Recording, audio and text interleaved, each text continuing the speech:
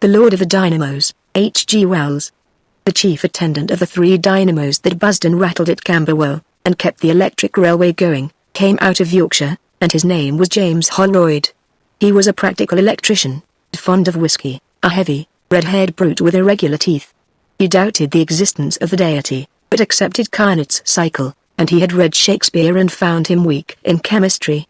His helper came out of the mysterious East, and his name was Azumazil, but Holroyd called him Pooh Bah. Holroyd liked a nigger help because he would stand kicking a habit with Holroyd and did not pry into the machinery and try to learn the ways of it. Certain odd possibilities of the Negro mind brought into abrupt contact with the crown of our civilization Holroyd never fully realized, though just at the end he got some inkling of them. To define Azumazil was beyond ethnology. He was, perhaps, more Negroid than anything else, though his hair was curly rather than frizzy, and his nose had a bridge. Moreover, his skin was brown rather than black, and the whites of his eyes were yellow. His broad cheekbones and narrow chin gave his face something of the Viperian V. His head, too, was broad behind, and low and narrow at the forehead, as if his brain had been twisted round in the reverse way to a European's. He was short of stature and still shorter of English. In conversation he made numerous odd noises of no known marketable value, and his infrequent words were carved and wrought into heraldic grotesqueness. Holroyd tried to elucidate his religious beliefs, and especially after Whiskey lectured to him against superstition and missionaries.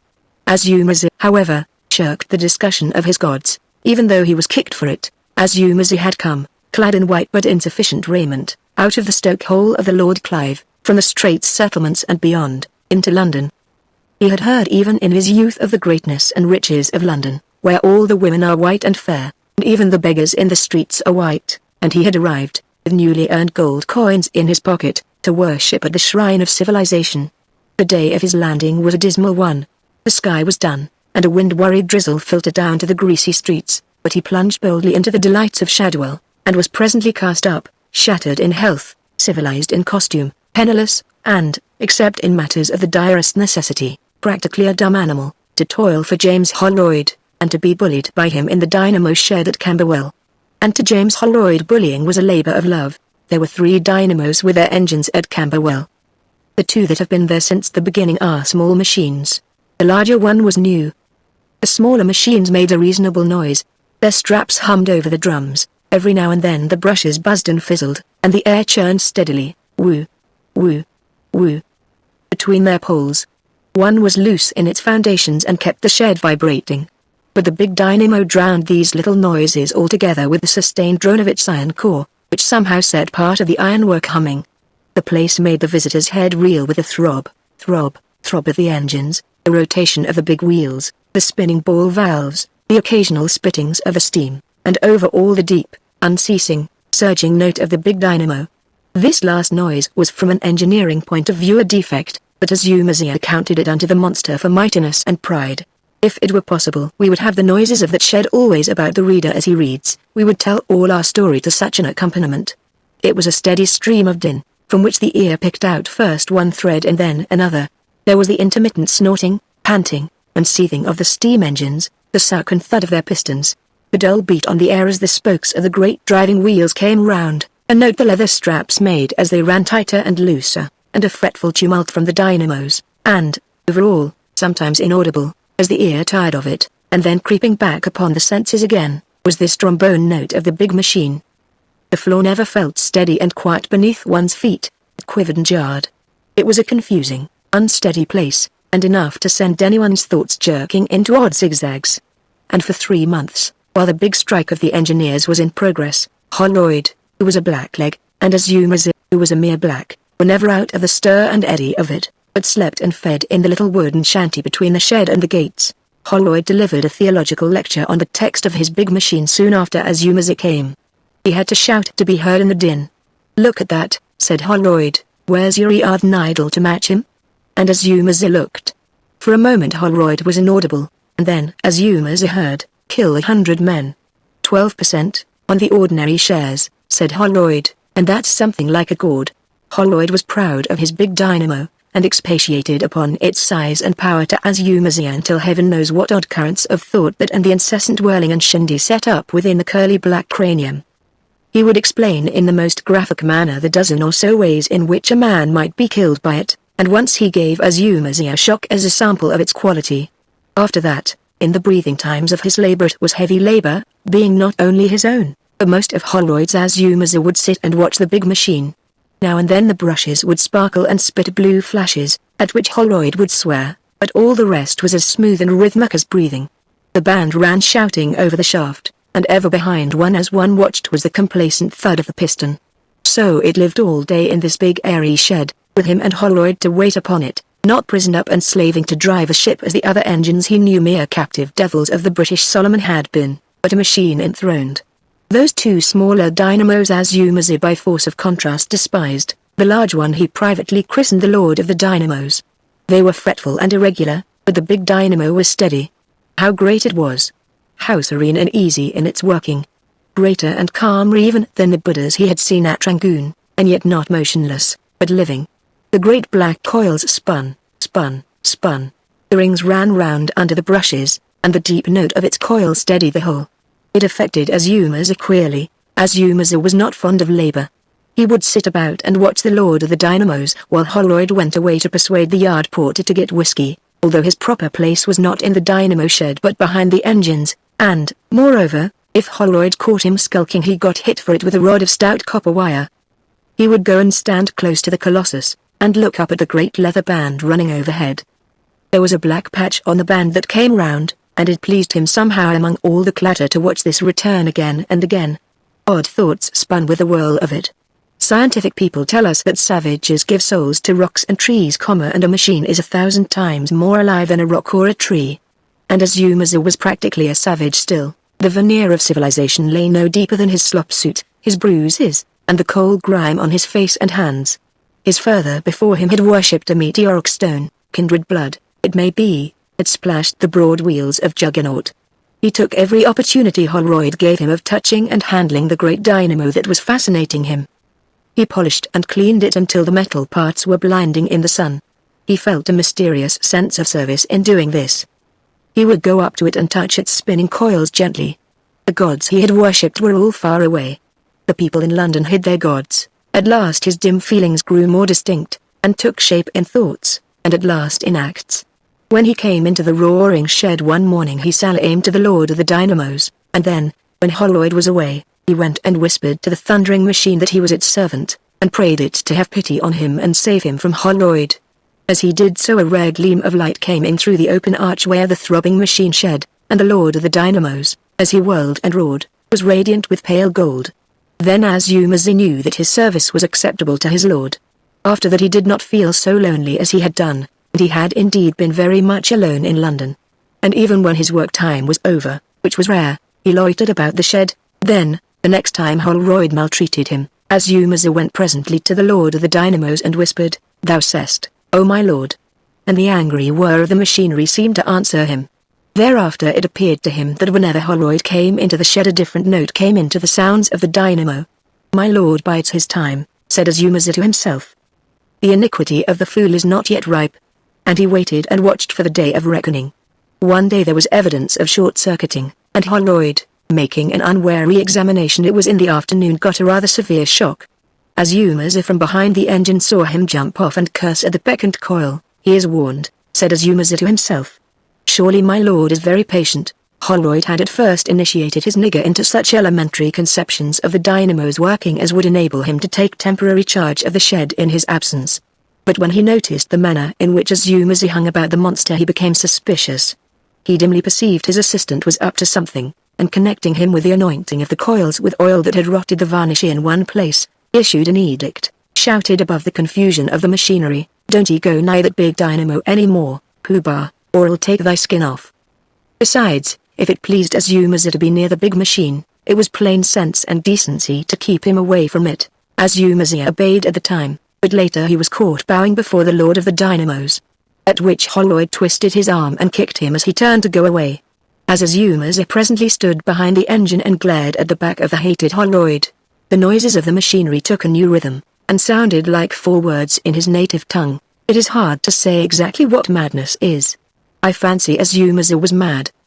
The incessant din and whirl of the dynamo shed may have churned up his little store of knowledge and big store of superstitious fancy, at last, into something akin to frenzy.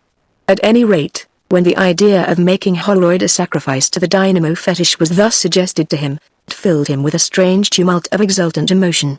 That night the two men and their black shadows were alone in the shed together.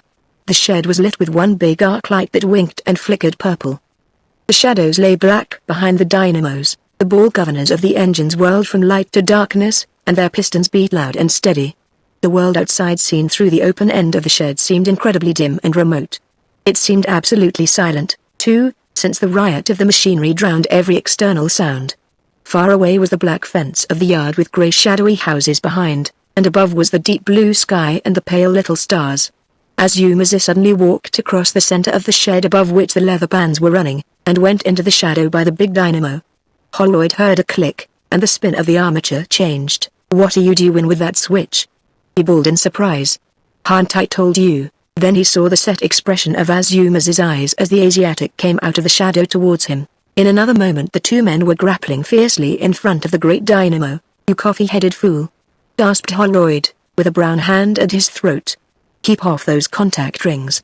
In another moment he was tripped and reeling back upon the lord of the dynamos. He instinctively loosened his grip upon his antagonist to save himself from the machine. The messenger, sent in furious haste from the station to find out what had happened in the dynamo shed, met Azuma at the porter's lodge by the gate. Azuma tried to explain something, but the messenger could make nothing of the black's incoherent English, and hurried on to the shed. The machines were all noisily at work, and nothing seemed to be disarranged. There was, however, a queer smell of singed hair. Then he saw an odd-looking crumpled mass clinging to the front of the big dynamo, and, approaching, recognized the distorted remains of Holroyd. The man stared and hesitated a moment. Then he saw the face, and shut his eyes convulsively. He turned on his heel before he opened them, so that he should not see Holroyd again, and went out of the shed to get advice and help. When Azuma saw Holroyd die in the grip of the great dynamo he had been a little scared about the consequences of his act. Yet he felt strangely elated, and knew that the favor of the Lord Dynamo was upon him. His plan was already settled when he met the man coming from the station, and the scientific manager who speedily arrived on the scene jumped at the obvious conclusion of suicide. This expert scarcely noticed Azuma except to ask a few questions. Did he see Holroyd kill himself? Azuma explained he had been out of sight at the engine furnace until he heard a difference in the noise from the dynamo. It was not a difficult examination, being untinctured by suspicion. The distorted remains of Holroyd, which the electrician removed from the machine, were hastily covered by the porter with a coffee-stained tablecloth. Somebody, by a happy inspiration, fetched a medical man. The expert was chiefly anxious to get the machine at work again, for 7 or 8 trains had stopped midway in the stuffy tunnels of the electric railway. Azuma, answering or misunderstanding the questions of the people who had by authority or impudence come into the shed, was presently sent back to the stoke hole by the scientific manager.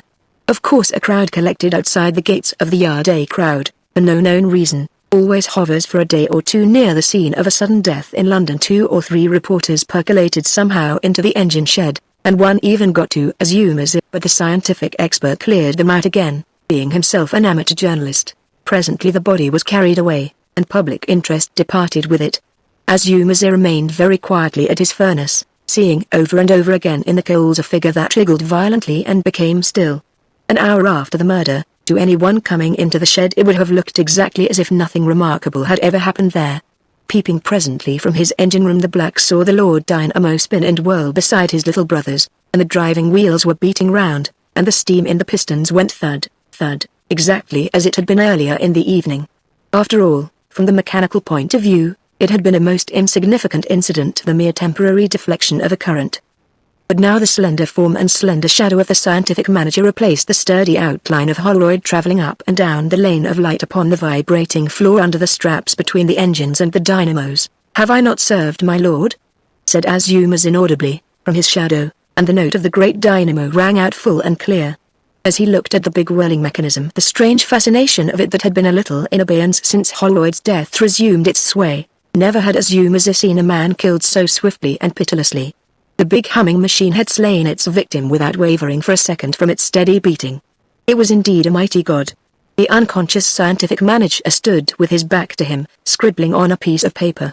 His shadow lay at the foot of the monster. Was the Lord Dynamo still hungry?